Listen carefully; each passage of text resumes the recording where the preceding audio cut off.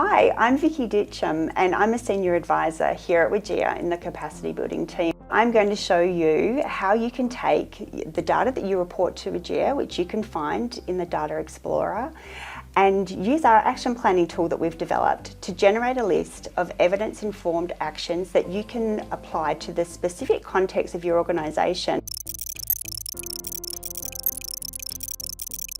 What we do first of all is we need to find our organisation on the Data Explorer. If you go to the Data Explorer page on the WGEA website, you can select here the national data, industry data or the employer data. So you want to select your employer data. From here, select your employer name. So you select the drop-down box and you can select your specific name.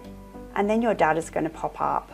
What you'll be able to do is look through the 6 indicators of gender equality that you report on, and you can use this information in the Data Explorer to put that data directly into the action planning tool. So you have your workforce composition, the board and governing body, equal remuneration and the gender pay gap, flexible work and employee support, employee consultation and sex-based harassment. All of these are indicators of gender equality, and so that is what we're going to put into our action planning tool. We can start to see where there's some areas that we might want to address, where there are some imbalances, that we need some specific actions that are going to target those particular hotspots. So what we do now is we go into the action planning tool. On the first screen that you see, you select that you are a relevant employer, the industry that your organisation is in, and the role that you work in within your organisation.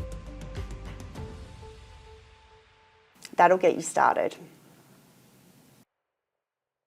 And this will now start to look familiar because you can see here your indicators of gender equality. What you do is you start to put in the data and you work through each of the sections.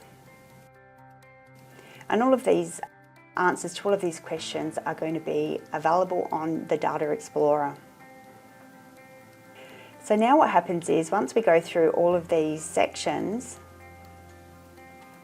you'll then generate a report which will give you a comprehensive list of evidence-informed actions that you can use to apply to these hotspots.